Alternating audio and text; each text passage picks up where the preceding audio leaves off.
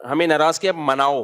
لیکن جو ناک میں مکھی بٹھا لیتی ہیں خواتین, نہیں سوری کرو, مانو کہ مجھ سے غلطی ہوئی ہے, ہمیں ناراض کیا مناؤ, معافیا منگواتے رہو. گھروں میں ہوتا ہے نا وہ خواتین جو کہتی ہیں نا شوہر سے آپ نے اونچی آواز سے بات کی, آپ سوری کرو, وہ خواتین کبھی گھر نہیں چلا سکتی.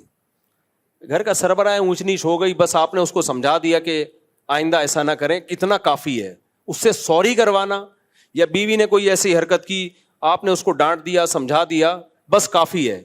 اس سے کہنا کہ سوری کرو, مجھے اس سے بہت غصہ آتا ہے کہ تو بڑھا رہے ہو آپ بات کو, چھوڑو یار, سوری ووری کیا ہے کوئی, یہ تو روز کے گھروں میں تو روز ہوتا ہے نا. یہ ہمارے حضرت نے تو یہاں تک فرمایا, ایک صوفی صاحب تھے ہمارے مدرسے میں پڑھتے تھے, ماں باپ کے جب حقوق سنے تو بہت زیادہ نیک بن گئے. وہ ظاہر ہے ماں باپ کے حقوق بھی ایسے ہیں. اب وہ کیا ہوا, ذرا سی اونچی آواز سے گھر میں اماں سے بات ہو جاتی, کبھی غصہ بھی ہو جاتا ہے انسان, اماں ناحق ڈانٹ رہی ہوتی ہیں, آدمی بھی تھوڑا سا ہلکا سے تیز آواز میں بات کر لیتا ہے, تو ان کو پھر اتنا ڈر لگتا ہے, وہ معافی مانگتے اماں سے. ایک دن وہ آئے, کہتے ہیں مجھ سے کبھی تیز آواز میں بات ہو جاتی ہے, میں معافی مانگتا ہوں. فرمایا معافی مانگنے کی ضرورت نہیں ہے, کیونکہ ماں باپ سے صبح و شام آپ کا واسطہ ہے. تو بس اپنے عمل کی اصلاح کر لو, آئندہ اپنے عمل سے شو کر دو کہ بھائی آئندہ نہیں ہوگا, تو بس کافی ہے اتنا. کیونکہ بار بار بار بار پھر اس سے کیا ہوتا ہے, آدمی ڈپریشن میں جانے لگتا ہے کہ یار اب ایسا نہ ہو ناراض ہو کے بیٹھ گئے ہو, اب میں کیا کروں گا, معافی. آپ نے فسادی گھر دیکھیں, جو گھروں میں فسادی گھر ہوتے ہیں نا, خاندانوں میں فسادی, ان میں کیا ہوتا ہے, ایک مسئلہ کہیں ہو جائے پورا مہینہ اس پہ ڈسکشن چلتی ہے, بیٹھ کے اسی کو روتے رہتے ہیں, اس نے یہ کہا تھا, پھر اس نے یہ کہا تھا, پھر اس نے یہ کہا تھا. پھر او بھائی مٹی ڈالنا سیکھو. جن گھروں میں سکون ہوتا ہے, گڑبڑیں ان گھروں میں بھی ہوتی ہیں, لیکن وہ گڑبڑ ہوئی اسی وقت پارسل کر دی, آگے ٹھیک ہو گئے. کوئی منہ بنا کے بیٹھتا نہیں ہے کہ اب جی بیگم منہ بنا کے بیٹھی ہے, میاں ان کو منائے گا. بعض بیگمیں ایسی کہتی ہیں ہمیں ناراض کیا مناؤ.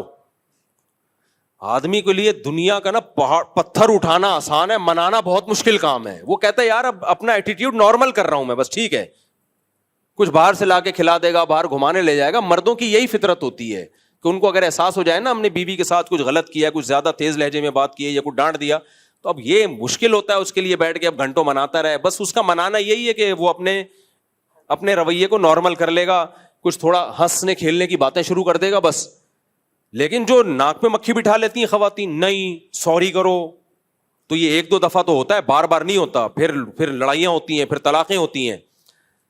تو یہی آدمی کو بھی چاہیے, بیگم بھائی اگر ایک غلطی ہوئی ہے اور اس نے اصلاح کر لی ہے یا وہ دوبارہ, تو چھوڑ دو بس اس کو. اب اس کو نہیں, اس کو غلطی آپ پہلے مانو کہ مجھ سے غلطی ہوئی ہے, مانو, پھر سوری کرو. یہ فسادی لوگ ہیں, یہ گھر کبھی بھی بولو نہیں چلا سکتے. اب دیکھو انڈیا نے پاکستان پہ حملہ کیا, ہم نے بھی حملہ کیا, ختم.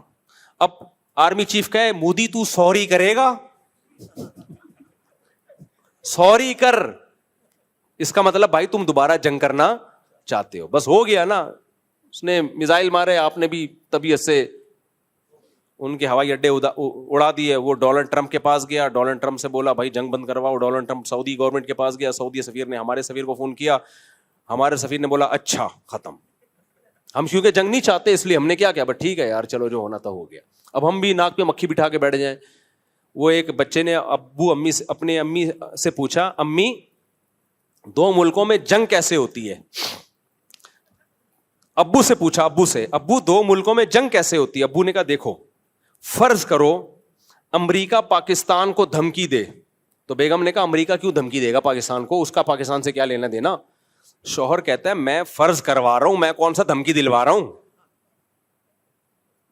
تو وہ کہتی ہے کہ فرض بھی تو کوئی اچھی مثال کی جا سکتی نہیں, انڈیا کی مثال فرض کر لیتے, انڈیا کی مثال فرض کر لیتے. وہ کہتا ہے چلو ٹھیک ہے, نہیں غلط مثال دی ہے, سوری کرو. وہ کہہ رہے میں سوری کیوں کروں بھائی. پھر وہ کہہ رہے چلو انڈیا نے پاکستان کو دھمکی دی, کہہ رہی انڈیا کیوں دھمکی دے گا, ابھی تو جنگ ختم ہوئی ہے, دوبارہ دھمکی دے گا کیا. پھر شوہر نے بیوی کو سنایا, پھر بیوی نے شوہر کو. بچہ کہتا ہے بس بتانے کی ضرورت نہیں, مجھے پتا چل گیا کہ جنگ کیسے ہوتی ہے, ایسے ہوتی ہے جنگ.